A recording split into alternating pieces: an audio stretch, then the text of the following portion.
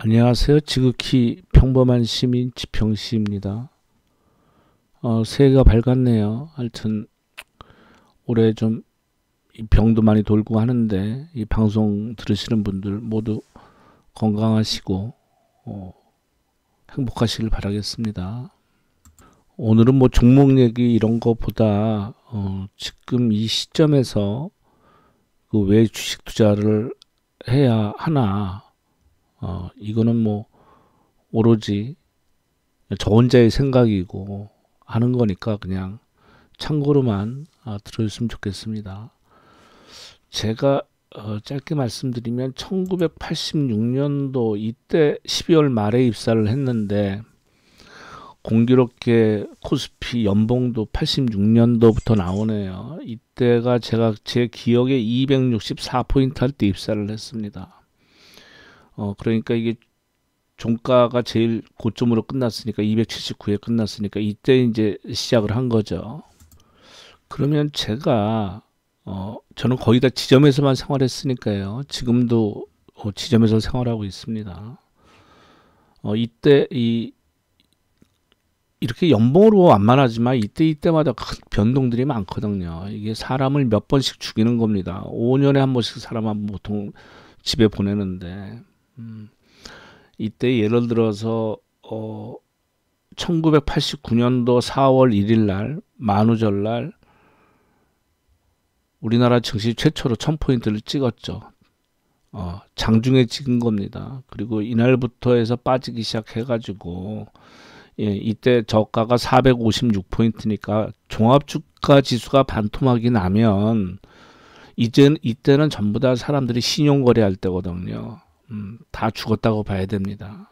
그래서 제가 지나고 나서 보면 요새 인덱스 펀드라고 해서 종합주가 지수를 이렇게 추종하는 것들이 있는데 그걸 못하지 않습니까? 개인도 승률이 50% 넘으면 좋은 거예요. 그래서 주식이 어려운 건데 제 감으로는 제가 한 7, 80% 돼요. 승률은 되는데 이때 한 번씩 걸려서 집이 한 채씩 날아가는 겁니다. 왜? 신용으로 해서. 그래서 제가 미리 말씀드리는 겁니다. 저는 올해 시장이 좋았지만 누구는 뭐 조정이 왜 없겠어요. 다 사연이 있는데 조정이 있더라도 저는 몇 년간 아마 굉장히 좋은 시장이 올 거라고 저는 그렇게 감으로 느낍니다. 그래서 지금 투자를 해야 돼요. 또 왜 그런지는 또 좀 더 이따 또 말씀드리겠으나 그래서 진짜 신용을 안 하는 게 좋습니다. 한 번씩 걸리거든요. 그때 그 조정이 종합주가 지수상으로 봤을 때 15% 정도는 조정을 늘 발 수가 있잖아요. 15%, 20%. 그러면 내가 갖고 있는 계좌는 담보 부족이 나와요. 올 신용을 안 걸었어도 왜냐하면 종합주가 지수상 15%, 20%까지 빠지면 내가 가진 종목은 30%에서 40% 빠진다고 보면 돼요. 일반적으로 그렇습니다. 그래서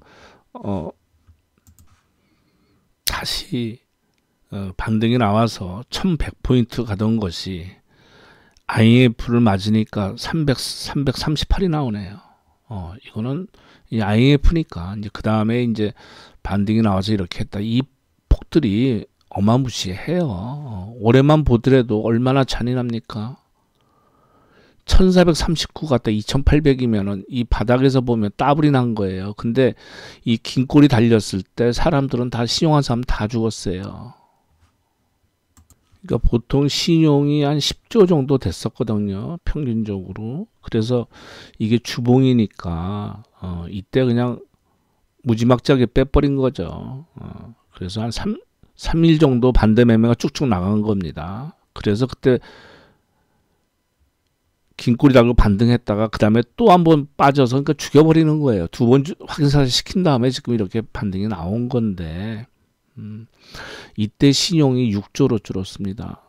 그러니까 이때 신용은 다 털려나간 거죠. 근데 그 공교롭게 그 이후부터 개인들이 어마무시하게 지금 들어온 겁니다. 개인 투자자들이. 그래서 작년에는 개인 투자자들이 시장을 주도했다고 봐야 됩니다. 저 처음이에요. 1986년도 말에 들어와서 개인이 시장을 주도한 거 저 처음 봅니다. 뭐 자료가 3월 달서부터 나오니까 뭐 이렇게 보도록 하죠. 그때 개인들 순매수가 이거 뭐 1조, 2조, 3조 정도 됐었죠. 바닥 찍을 때 한 3조 정도 됐습니다. 이게 33조가 되죠. 기관하고 외국인이 공이 팔았습니다. 그래서 예탁금이 예수금이 보통 10조 있던 게 지금 33조를 더 사고도 지금 65조란 예수금이 남아있는 겁니다. 고위 예탁금이. 신용융자 잔고는 제가 보통 평균 10조 정도 된다고 그랬죠. 지금 20조는 안 넣고 19조에서 이제 멈춰 있습니다. 그리고 펀드는 빠져나가는데 아마 이거는 직접 투자를 하시는 거 아닌가 그런 생각이 듭니다. 우리가 자본주의에 살면서 누구나 다 인간답게 살기 위해서 살고 싶어서 부자가 되고 싶죠. 어떤 갑질 안 당하고 살려면. 그러면 뭐 그냥 우스갯소리 얘기할 때 부자가 되는데 세 가지 방법이 있다고 하지 않습니까? 부자 부모를 만날 것. 그거는 뭐 본인 개인이 할 수 있는 영역이 아니니까. 그 다음에 돈 많은 배우자를 만날 것. 그게 뭐 방법이 되겠습니까만은 대신에 기죽고 살아야죠. 평생 개무시 당하면서. 저는 그렇게 살고 싶은 마음은 없어요. 그럼 세 번째는 투자를 잘하라고 합니다. 저는 그 기회가 작년에 이제 시작됐다고 보거든요. 근데 저는 작년에 그 미국 인버스를 미국이 막말로 개판될 거라고 보고 정치, 사회, 경제적으로 거기서 손실이 좀 많이 났습니다. 그래서 미국 대선 끝나고 나서도 억지로 올려 붙이길래 아유 이제 그 다음에 톤 털고 우리나라 시장으로 들어왔죠 다시. 그러면서는 우리나라 거는 인버스를 안 합니다. 저는 우리나라는 된다고 봤거든요. 아마 또 개인 투자자들이 또 이 그래프 모양이나 이 기술적 분석으로 해서 이 과거 아마 그 투자 기간이 오래된 사람들이 그랬을 거예요. 인버스를 하신 분들 글쎄 뭐 각자 다 판단하셔야 되겠으나 좀 힘들 상황이 되지 않을까 저는 그렇게 생각합니다. 저는 우리나라 정치가 마음에 안 들어도 그래도 국민들이 워낙 그 관심이 많고 엄청난 질타를 하고 또 국민이 정치인들 하는 수법을 이제 어느 정도 다 통달했기 때문에 지들 수법이 안 통합니다. 그래서 저는 우리나라가 훨씬 발전할 거로 보고요. 이 병만 하더라도 손가락에 꼽을 정도 아니겠습니까? 그리고 결과는 봐야 되겠으나 셀트론에서 항체 치료제 세계에서 세 번째로 뭐 지금 나오기가 쉬운 상황이고 백신은 이제 하반기 가야 된다고 보는데 앞으로 또 어떤 질병이 닥칠지 모르니까 이건 데이터베이스를 쌓아 나가야 된단 말이죠. 기술을. 그러면 지금 작년 그 기업들 실적만 하더라도 우리나라가 지금 중국 다음인데 지금 4차 산업시대에 지금 각 기업들이 지금 너도나도 영역이 사라지지 않습니까? 애플이 자동차를 만드는데. 그러니까 현대차는 로봇도 하면서 이게 AI와 신재생 에너지 그쪽으로 가는 거 아니겠습니까? 그래서 거기 대응을 전 잘한다고 보고. 그 얘기가 또 빠지네. 미국이랑 한번 비교해 보겠습니다. 이렇게 한번 보시죠. 사람들은 뭐 3천 어쩌고 얘기하는데 저는 그런 생각이 아니거든요. 서브프라임은 우리가 잘못한 게 아니라 미국 애들 때문에 이게 전 세계를 휩쓴 거 아니겠습니까? 이때 예를 들어서 뭐 한 7천 정도 보죠. 이거는 한 뭐 이 정도 됐다고 보면 얘들은 다우로 5배가 오르고 나스닥은 비교하기도 뭐 10배 정도 올랐죠. 나스닥은 볼까요? 9배 반인가? 나스닥은 10배가 올랐어요. 지금 병이 이 지경인데도 불구하고 돈 풀어서. 예? 그러면 저는 우리나라 시점이 한 이 정도로 보이거든요, 지금. 아닌가요? 이 바닥에서 한 2배 나서 신고가 지금 여기 뚫는 거 이 정도 아닌가요, 지금? 보겠습니다. 890원, 900 정도 잡으면 1800. 여기서 미국은 훨씬 더 뻗어나간 것이고, 그죠? 그러니까 얘들은 여기서도 벌써 2.5배가 더 오른 건데, 우리는 몇 년을 가두리로 가둔 겁니까, 이거? 한 7년 가두리가 가뒀다가 1년 반짝했다가 깡통 채웠는데요. 그리고 지금 요번 고점을 한번 슬쩍 뺏긴 거 여기 지금 머리를 쳐든 건데 이게 3천에서 끝난다고요? 물론 세계 증시가 다 꼬꾸라지면 뭐 어쩔 수 없는 겁니다만은 저는 해야 된다고 봅니다. 그래서 지금 부동산에 뛰어들 수가 있나요? 다가구 주택 보유한 사람들 전부 다 세금만 두드러 맞을 텐데 없어지는 세금이잖아요. 양도세가 아니고 보유세. 그것다 부동산이 횡보를 안 되는가. 빠지면 금리 좀만 올리면 제일 타격받을 때가 부동산인데요. 안 그러겠습니까? 그러면 제가 말씀드리는 수치는 아주 정확하지는 않을 겁니다. 근데 대강 그런 거로 그냥 감으로 보시면 미국이 일반적으로 얘기를 할 때 개인들이 자산 중에 주식 투자하는 자산 비중이 보통 40%대라고 얘기를 하죠. 근데 요번에 이 돈 풀리면서 50%대라고 그럽니다. 개인 자산에. 우리나라는 몇 프로죠? 우리나라는 17%입니다. 그러면 지금 들어온 자금들이 어디서 들어오는 걸까요? 그 자금들이. 전 부동산에서 들어온 자금이라고 저는 그냥 추론을 합니다. 그렇지 않고서는 외국인과 기관이 팔아대는 거를 33조를 제끼고 지금 예수금이 6조가 있는데 어디서 그 돈이 났습니까, 그럼? 그러니까 돈이 좀 적게 투자하는 개인 투자자들은 어떻게 하면 코스닥에 그 어떤 정보랄까 무슨 따블 뭐 이런 거 뭐가 10배 났대더라 하면서 소문에 의해서 따라가지만 큰 자금들은 부동산 사면 강남 사듯이 대가리만 사는 겁니다. 그 업종에. 그럼 뭐 얘기 좀 나눠보면 쉽게 알아듣잖아요. 그럼 모르는 회사 삼성전자, 현대차, 뭐 카카오, 뭐 삼성 바이오로직스 하여튼 앞에 있는 것만 사는 거예요. 거기다 정부에서는 이제 2023년도서부터 양도세를 걷지 않습니까? 지금으로서는 20%를 뭐 걷는다 그러는데 5천만 원 이상 수익에 대해서 그건 언제든지 조정이 가능한 거니까. 어느 정권이 들었든 간에 아니 이런 정책을 뭐 포퓰리즘 정책을 쓸 수밖에 없는데 지금 기본소득이다 뭐다 해야 되는데 그러면 그 세금 어디서 걷습니까? 기업과 주식과 부동산밖에 더 있습니까?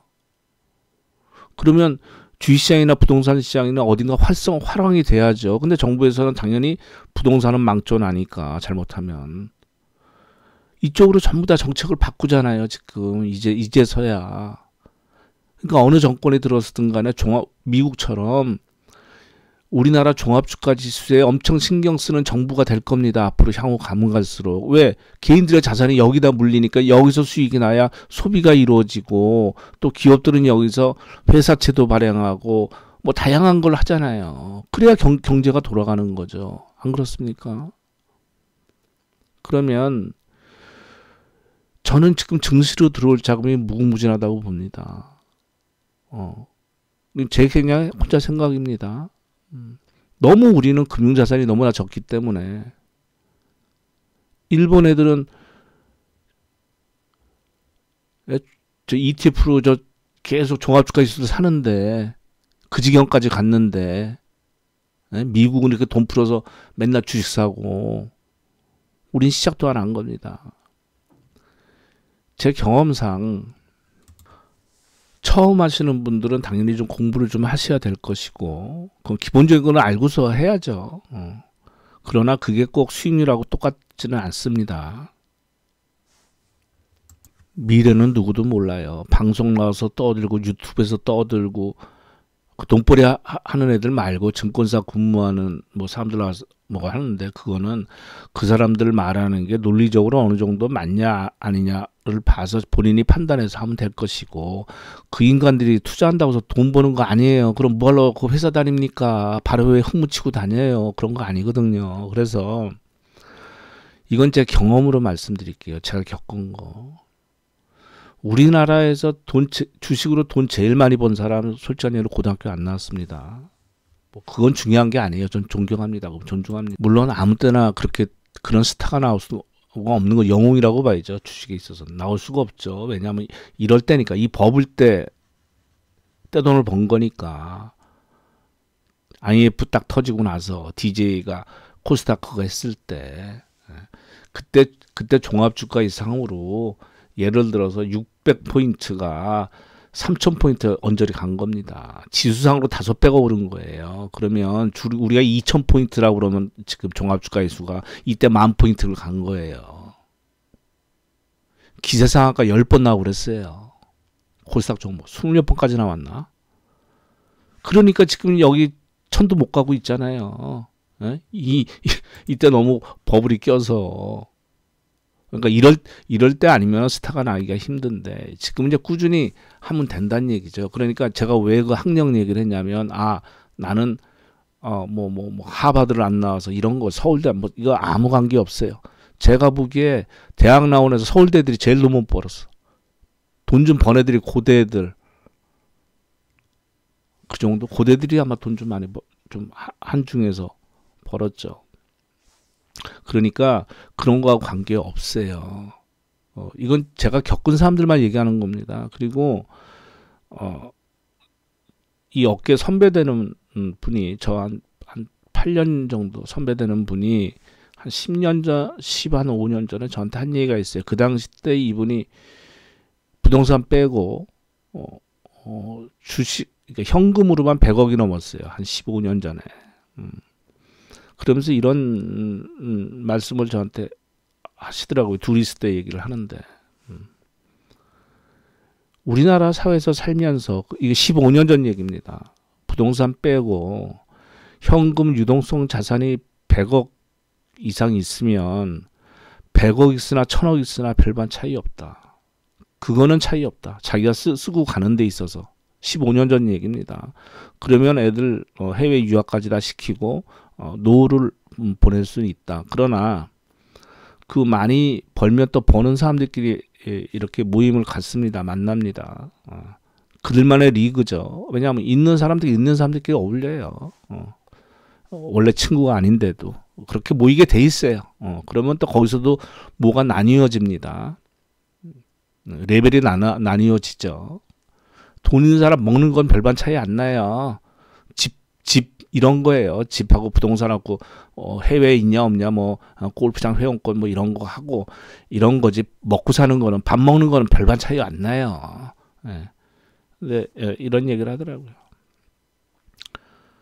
그 사람의 얘기입니다.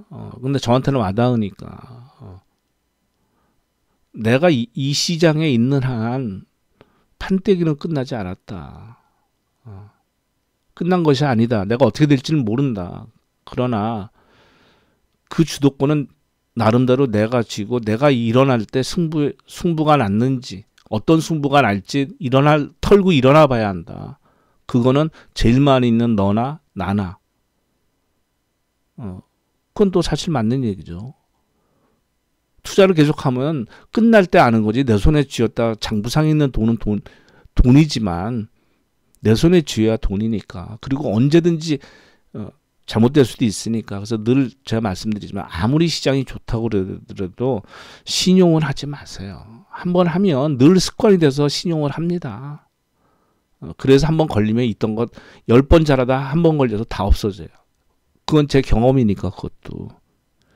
그래서 증권사 임직원은 신용매매도 금지되어 있거니와 추후에 제가 전업투자를 또 할 것이지만 신용은 안 하려고 합니다. 하면 미수를 해버리지.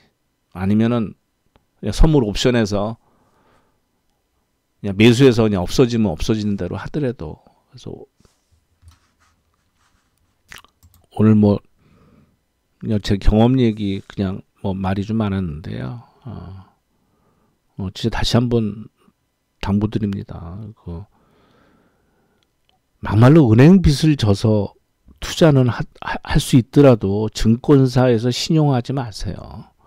왜냐하면 은행에서 돈을 빌려서 하면 내 계획이 쓸 수가 있잖아요. 매달 얼마씩 이자 갚아나가고, 벌면 조금씩 갚아야지 계획이 쓰여지지만, 증권사에서 빌린 주식 매수하기 위해서 신용으로 들어간 거는 빠지면 바로 담보 부족이 발생해서 버틸 수가 없잖아요.